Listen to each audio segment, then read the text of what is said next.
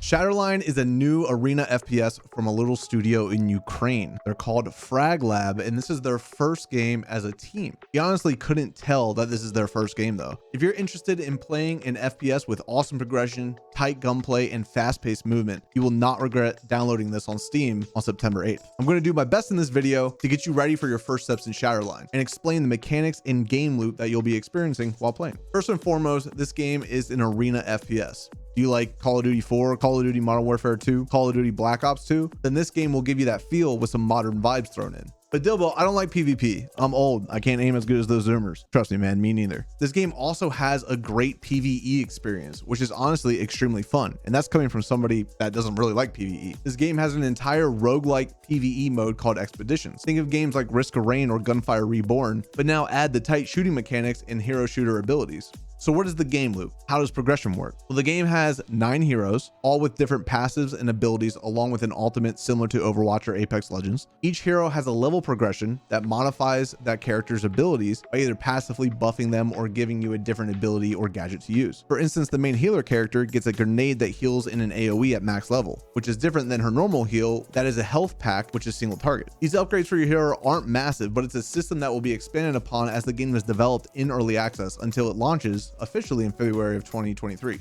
Before you start playing, be sure to go to the shooting range and test out all the heroes, their abilities, and the weapons in the game. The weapon progression is where the fun really is. You have 5 tiers of weapons, each tier being unlocked once enough XP has been earned on the weapons from the tiers before it.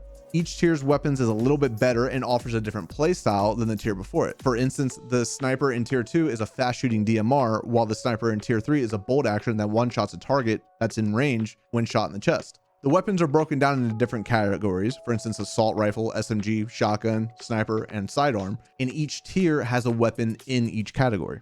Now, the weapon tiers aren't the only way you're progressing weapons. You're also leveling up each weapon individually. Based on the level of your weapon, you'll have different attachments, skins, charms, stickers, and even a stat track similar to CSGO. The attachments are mostly different from weapon to weapon as well. Scopes are unique to that weapon, and the attachments are designed for you to be able to play with that weapon in a specific way. Okay, so if you're leveling up your heroes, your weapons, you're unlocking new tiers for weapons, how do you get the XP?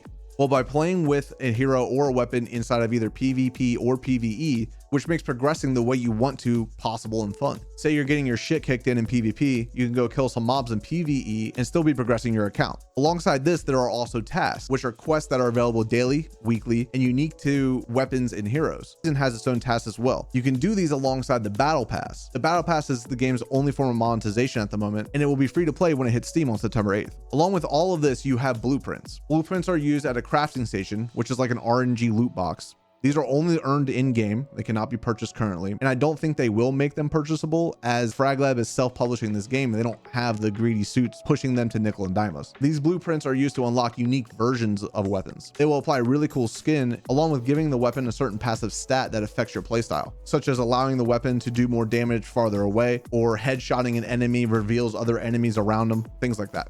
You can then add attachments to the blueprint as well, so you're not limited to just what that blueprint provides. All the weapons in the game have 2 or 3 blueprints as far as I can see. So there is a lot of grind that is available in the game if you want to do it to unlock them. Okay, so game modes. I've been talking about them a little bit, but let's break them down exactly. I was able to play 2 different PvE modes. One was the roguelike mentioned before, and another was a sort of story mission similar to a strike in Destiny. Let's start with the roguelike. It is honestly a lot of fun. You queue in with you and your buddies, up to 3 people. You guys choose your heroes. Once you've selected your character, you'll be dropped into a map. You're then looking for supply crates that will give you random upgrades inside of the roguelike mode. So originally you just drop in with a pistol, but the supply crates provide different passive abilities, such as things that charge your ultimate when you're killing an enemy, or creating an electric shock when you slide on the ground, or giving you a shield when you're low health. There's honestly a lot of them, and I'm not sure if I've even seen them all yet. Along with these, you're able to get weapons. I've gone a long time with just a pistol, so getting a weapon you like is not guaranteed at all. Also, the weapons that you get inside of the supply crates, you don't necessarily have to have unlocked. And the XP while using those weapons still counts. So you'll be able to level up weapons that you don't have unlocked in the rest of the game while playing in this mode.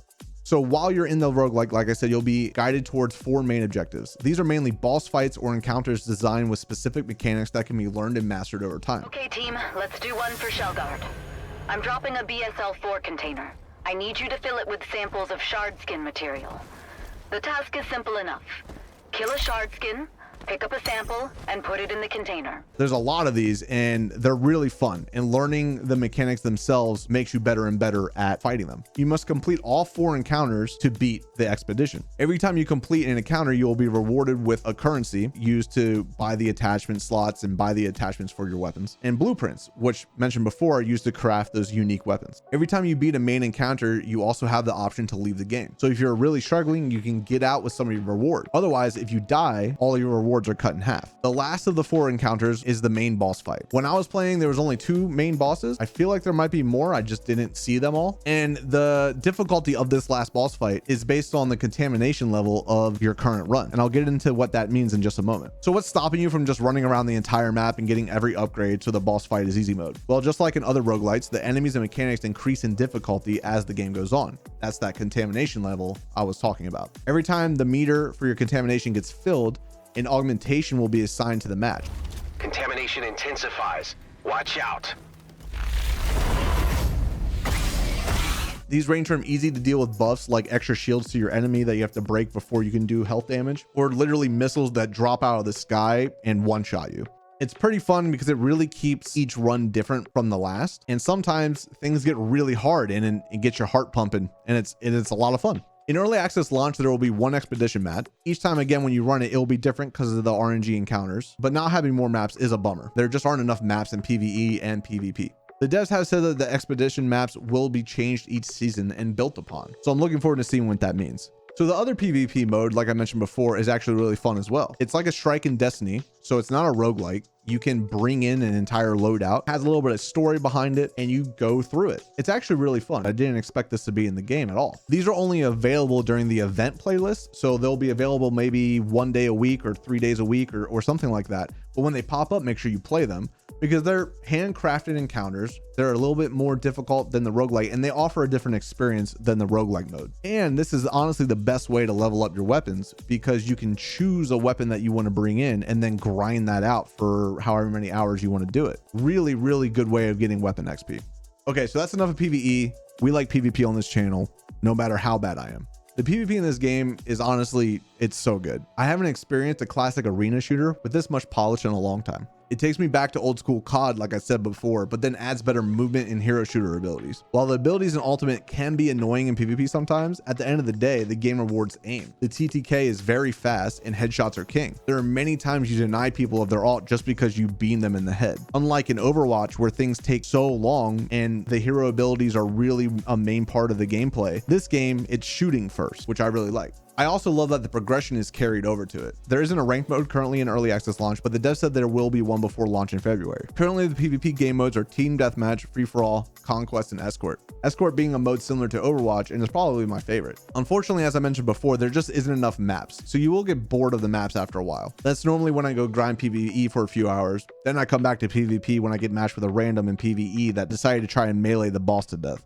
I would love to do a more in-depth breakdown of weapons, heroes, and boss mechanics. If that's something you're interested in, please let me know in the comments down below. While you're down there, subscribe and like the video as well. I know this game looks generic, and honestly, if it wasn't so damn good to play, it would be passed on instantly by the majority of the gaming world. This game went from 500 players in early tests to peaking at 7,000, and this was all by word of mouth. No advertising, no publisher, no big event, just boom, hi, we made a game, do you like it? And goddamn does the community like it. You can go into the Discord, interact with the developers themselves, ask them questions, and it's a really interesting dynamic having this dev team that has made, honestly, a AAA quality game be so available to the community. Now, there are bugs. It is early access, and normally I'm against games coming out in early access, but knowing this dev team's story and how they lost funding and how they're in a war in Ukraine and then needing to put out the game to be able to support continued development, I can deal with some of these bugs that are normal for early access. But honestly, this game is really damn good. It can compete with some of the AAA shooters that are out right now. If you think this game would be for you, download it on Steam on September 8th and come over to my Twitch channel and tell me what you think. The link will be down below, and I'll see you guys in the next one. Peace and love, everybody. Peace and love.